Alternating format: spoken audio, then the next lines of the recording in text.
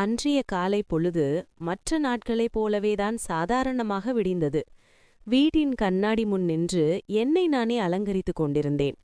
முகத்தில் லேசான மேக்கப், தலைமுடியை சரிசெய்து கொண்டு வெளியே கிளம்ப தயாராகியிருந்தேன்.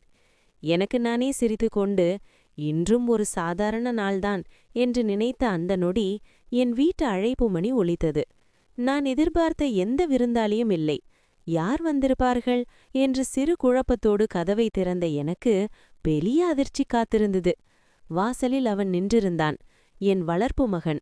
இல்லை இல்லை, என் உறவுக்கார பையன் என்று சொல்வதே சரியாக இருக்கும்.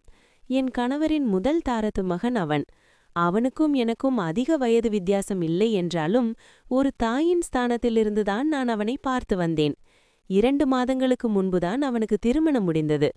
புதுமாப்பிள்ளையான அவன் முகத்தில் இப்போது ஒரு துளி கூட சந்தோஷமில்லை. அவன் கைகளில் பெரிய பெரிய பயண பைகள் இருந்தன.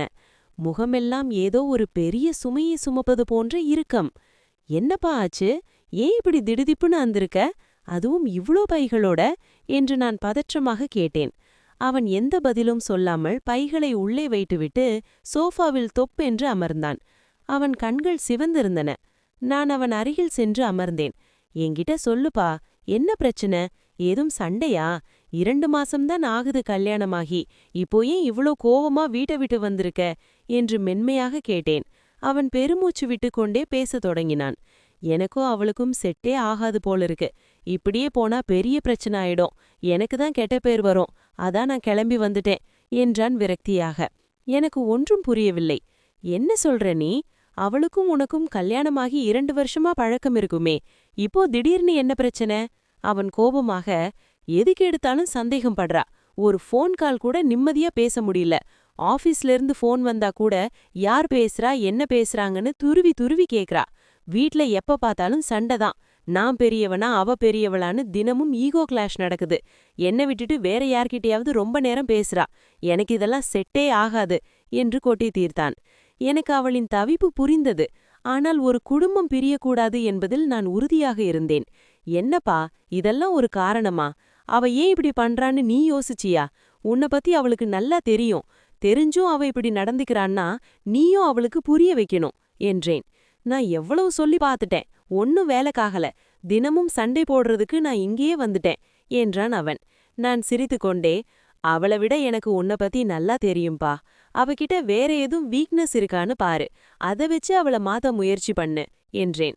அவளுக்கு வீக்னஸ்லாம் ஒண்ணுமில்ல. என் மாமனார் வேற அவளுக்கு சப்போர்ட் பண்ணி பேசுறாரு. என் மேலதான் தப்புன்னு சொல்றாங்க. எனக்கு என்ன பண்றதுனே தெரியல என்று தலையில் கை வைத்து அமர்ந்தான். எனக்கு அவனை பார்க்க பாவமாக இருந்தது. சரி சரி, நீ வந்தது வந்ததா இருக்கட்டும். இதெல்லாம் கொஞ்சம் கொஞ்சமா சரியாயிடும். ஜெனரேஷன் கேப்னால இப்படி சில பிரச்சனைகள் வரும். அதெல்லாம் நாம தான் பேசி தீர்த்துக்கணும். நீ இங்கேயே இரு, உனக்காக இந்த வீடு எப்பவும் திறந்திருக்கும் என்று ஆறுதலாக கூறினேன். இப்படி ஒரு ஆறுதலான வார்த்தையை தான் நான் எதிர்பார்த்தேன். வீட்டுக்கு வந்தாதான் எனக்கு நிம்மதியா இருக்கு என்றான் ஒரு சிறு புன்னகையுடன். நான் அவன் கன்னத்தில் அன்பாக முத்தமிட்டு, இது உன் வீடுப்பா, எப்போ வேணா நீ வரலாம். நான் உனக்கு நேரடி அம்மா இல்லனாலும் நீ என்கிட்ட வந்து எல்லாத்தையும் சொல்றது எனக்கு ரொம்ப சந்தோஷமா இருக்கு. நீ கவலைப்படாத, நான் உனக்காக இருக்கேன். போய் சாப்பிடு என்று அனுப்பி வைத்தேன். அன்றைய மாலை பொழுது நான் என் அறையில் தனியாக இருந்தேன். குளித்து முடித்துவிட்டு உடம்பிற்கு லோஷன் தடவி கொண்டிருந்தேன். என் முகத்தை நானே கண்ணாடியில் பார்த்து கொண்டேன். இன்னும் நான் அழகாகத்தான் இருக்கிறேன். ஆனால் என் வாழ்க்கையில் ஒரு தனிமை படர்ந்திருக்கிறதே என்ற எண்ணம் என் மனதை சற்று உரசியது. அந்த ஏக்கத்தில் எனக்கு நானே புன்னகைத்துக் கொண்டேன். திடீரென்று கதவு திறக்கும் சத்தம். அவன்தான் வந்தான். அவன் முகத்தில் மீண்டும் அதே கோபம். என்னப்பா ஆச்சு? ஏன் மறுபடியும் கோபமா இருக்க என்று கேட்டேன். நீங்க அவளுக்கு ஃபோன் பண்ணி பேசுனீங்களா என்று நேராக கேட்டான்.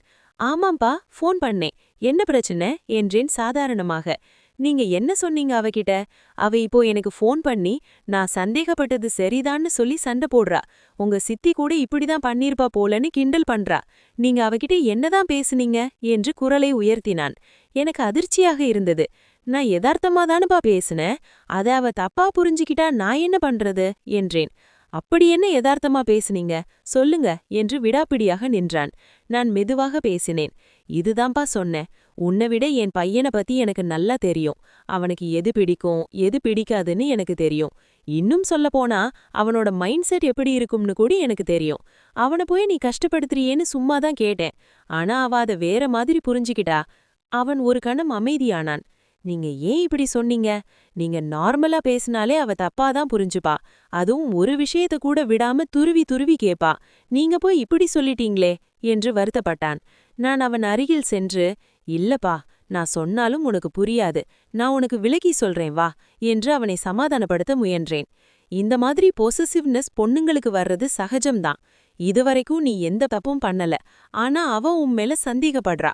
சும்மா பேச்சுக்கு நான் ஆமான்னு சொன்னா அது அவளுக்கு பயத்தை உண்டாக்கும்.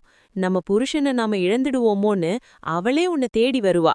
அதான் அப்படி சொன்னேன் என்று என் தரப்பு நியாயத்தை கூறினேன். அவன் முகம் மாறியது. என்ன மென்டாலிட்டி இது? ஏன் இப்படி பண்றீங்க? அவளை பத்தி தான் உங்களுக்கு தெரியுமே. தெரிஞ்சும் ஏன் பிளான் பண்ணி கடைசியில அதை சொதப்ப விட்டீங்க என்று ஆதங்கப்பட்டான். இல்லப்பா, இத பண்ண வேண்டியது என்னோட கடமை. நான் உன்னை சந்தோஷமா பார்க்கணும். நீ இப்படி சோகமா இருக்கிறது எனக்கு பிடிக்கல. நான் தான் எங்க அப்பா இல்லாம கஷ்டப்படுறேன். நீயும் கஷ்டப்படணுமா? நான் எது பண்ணாலும் உன் நல்லதுக்கு தான் பண்ணுவேன். என்னை மன்னிச்சிடு என்று கண் கலங்கினேன். அவன் என் கண்களை பார்த்தான். அவனுக்குள் இருந்த கோபம் மெல்ல கரைந்தது. சரி விடுங்க, உங்களை நினைச்சாதான் எனக்கு கஷ்டமா இருக்கு. இப்படி ஒரு பொண்ணை நான் பார்த்ததே இல்ல. நீங்க ஏன் அவளை போய் லவ் பண்ணி கல்யாணம் பண்ணிக்கிட்டீங்கன்னு கேக்குறீங்களா என்று அவனாகவே ஒரு கேள்வியை கேட்டான். எல்லாம் என்னோட நேரம். கல்யாணத்துக்கு முன்னாடியும் சரி பின்னாடியும் சரி 2 வருஷம் நல்லாதான் இருந்தா. இப்போதான் இப்படி இருக்கா என்றான் விரக்தியாக. நான் அவனுக்கு ஆறுதல் சொல்லி, சரி எல்லாம் சரியாயிடும், நீ போய் ரெஸ்ட் எடு என்று அனுப்பி வைத்தேன். அன்றைய இரவு மணி 2ஐ தாண்டிவிட்டது. என் அறையில் நான் தனியாக படுத்திருந்தேன். ஆனால் எனக்கு தூக்கம் வரவில்லை. மனதிற்குள் ஏதோ ஒரு இனம் புரியாத தவிப்பு. எனக்கும் என் கணவருக்கும் இடையிலான உறவு எப்போதும் முறிந்துவிட்டது. நான் ஒரு தனி மரமாகத்தான் வாழ்ந்து கொண்டிருந்தேன். பகலில் வேலை, இரவில் தனிமை. இதுதான் என் வாழ்க்கை. என் உடலும் மனதும் ஒரு ஆழ்ந்த அரவணைப்புக்காக ஏங்கிக் கொண்டிருந்தது. அந்த நடுநிரவு நேரத்தில் என் அறை கதவு மெதுவாக திறந்தது. அவன்தான் வந்தான். அவன் முகத்தில் மீண்டும் அதே கோபம். என்னப்பா ஆச்சு? ஏன் மறுபடியும் கோபமா இருக்க என்று கேட்டேன். என் அருகில் வந்து அமர்ந்தான். எனக்கு ஒன்னும் புரியல. நான் ரொம்ப கஷ்டப்பட்டுட்டு இருக்கேன். அதான் மதியம் இத பத்தி நான் உங்ககிட்ட கேட்டேன். சுத்தமா சந்தோஷமே இல்லாம இருக்கேன். நான் இன்னைக்கு என் வைஃப் கிட்ட சொன்னேன்ல, அதையே நான் ஏன் உண்மையாக்க கூடாது என்று ஒரு தயக்கத்தோடு கேட்டான். அவன் வார்த்தைகள் என்னை ஒரு கணம் திகைக்க வைத்தது. எனக்கு புரியுது, ஆனா இது உங்களுக்கு ஓகேவா என்று நான் மெல்ல கேட்டேன். அவன் என் கண்களை ஆழமாக பார்த்தான். எனக்கு ஓகேங்கிறதுனால தான் நான் இங்க வந்திருக்கேன். இப்போ உங்களுக்கு ஓகேவா இல்லையாங்கிறது தான் மேட்டர். உங்களுக்கு ஓகேன்னா நம்ம தாராளமா பண்ணலாம் என்றான் மிக நெருக்கமாக. அந்த இரவின் நிசப்தத்தில் எங்கள் இருவரின் மௌனங்களும் பல கதைகளை பேசின. இது சரியா தவறா என்ற கேள்விகள் என் மனதை விட்டு அகன்றன. 2 தனிமையான மனங்கள் அன்பிற்காகவும் ஆறுதலுக்காகவும் ஒருவரையொருவர் தேடிக்கொண்டன. அவன் என் கைகளை பற்றி கொண்டான். நான் அவனை மறுக்கவில்லை. ஏனெனில் அவனின் தவிப்பு அவனுக்கு மட்டுமே சொந்தமானது அல்ல, அது எனக்கும் சொந்தமானதுதான். நான் அவனுக்காக இருந்தேன், அவன் எனக்காக இருந்தான். அந்த இரவு எங்கள் இருவரின் உறவிற்கும் ஒரு புதிய அர்த்தத்தை கொடுத்தது.